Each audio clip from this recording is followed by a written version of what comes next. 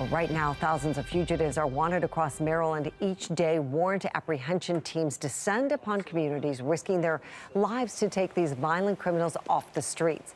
In a Maryland's Most Wanted special, Alexa Asheville takes us to the front lines, capturing an exclusive look at agents in action.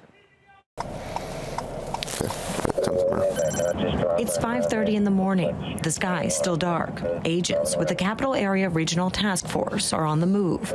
Behind the wheel is Deputy U.S. Marshal Al Maresca. And over the radio, other members of the task force. They're actually articulating specifically everyone's team assignments. The team is on their way to Dundalk, a town in Baltimore County, and where investigators received information fugitive Michael Seavoy has been hiding out. Seavoy is accused of beating a man with a hammer and leaving him for dead following a road rage incident in Prince George's County. He's a 43-year-old black male wanted for attempted murder. Agents suit up and pull out. 6:11 a.m. Within minutes of surrounding the home, Seavoy is handcuffed and taken into custody. The apprehension quick. We had gotten information from Maryland State Police that he was residing in this area, and so we followed up the leads, and as you can see, we successfully took him into custody. With Seavoy in custody, agents are back on the road. 7:03. It's now daybreak. The task force has moved, gathering at an undisclosed location. Here, agents are briefed on the next fugitive. Aggravated assault with a gun, discharging a firearm. 40-year-old Rion Bartley is accused of opening fire on a man following an argument and is believed to be hiding out in a home in northeast Baltimore City. Agents have their assignments, load up, and head back out. 7:11 a.m. With weapons drawn, the task force surrounds the home, announcing their presence and ordering Bartley to surrender. But Bartley isn't coming out. Agents realize there are multiple people inside the home, adding more risk to the situation. We operate in tense, uncertain, and rapidly evolving situations, and at a moment's notice, things can go violent. The other occupants exit the home, but Bartley still inside. Agents move in through the front door. Outside, the task force maintains a perimeter. The U.S. Attorney for the District of Maryland, Eric Barron, arrives on scene. Some of these operations at his request. Our strategy has been focused, aggressive. Finally, the fugitive surrenders. Bartley is escorted out of the home in handcuffs. Deputy Marshal Maresca on the arrest. The suspect was hiding throughout the deep ends of the house. We knocked and announced, we made our presence known, and unfortunately, we don't know who Rion is. Everybody pretended like they didn't know what we were there for. We're bringing you your coat. Anything we can to de-escalate a situation that could potentially turn hostile, we do. 8:31 a.m. Agents are on to the next fugitive, Maray Cunningham, a 29-year-old mother wanted for child abuse.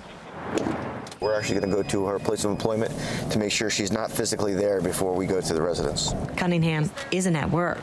Agents will now move to her home in Fells Point. The historic district sits on the harbor and is one of Baltimore's most popular tourist destinations. 9:37 a.m.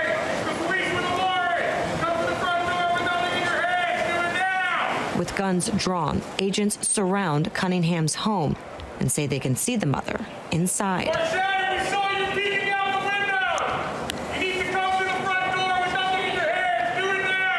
Agents enter the home. Cunningham surrenders and is placed in handcuffs and escorted into a police transport vehicle. How she'll be transported to central booking. It's very important to us that we treat everybody with dignity and respect. But ultimately, when a fugitive refuses to come to the door and surrender, then we have to go in. Agents are back on the road and riding through the city of Baltimore. I got enough issues between my energy drinks. I don't need any other help getting to the grave. It's been a busy but successful morning. But the next fugitive, potentially the most dangerous. Eric Morton has been on the run for more than 4.5 years. The 36-year-old is wanted for attempted murder and armed robbery following a violent home invasion that took place in Pennsylvania back in 2019. 10:40 a.m. You might want to hurry up and get down there. Agents move in, luckily catching Morton as he was preparing to walk out of his front door here in northwest Baltimore City.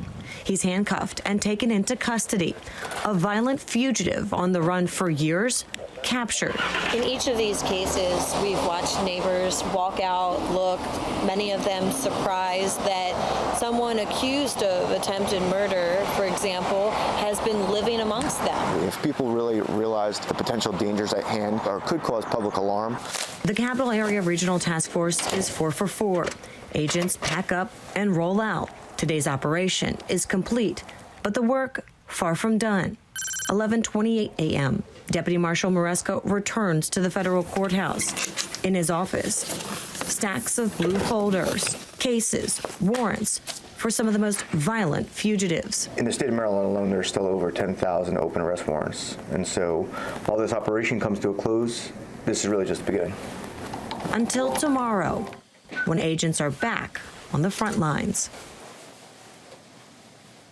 Over the last few years, Maryland's Most Wanted has helped capture at least 100 fugitives wanted for violent crimes.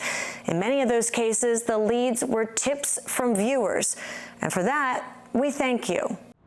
Thanks for watching. I'm Alexa Ashwell. Here's another video to watch. Also, please take a moment and subscribe to our channel.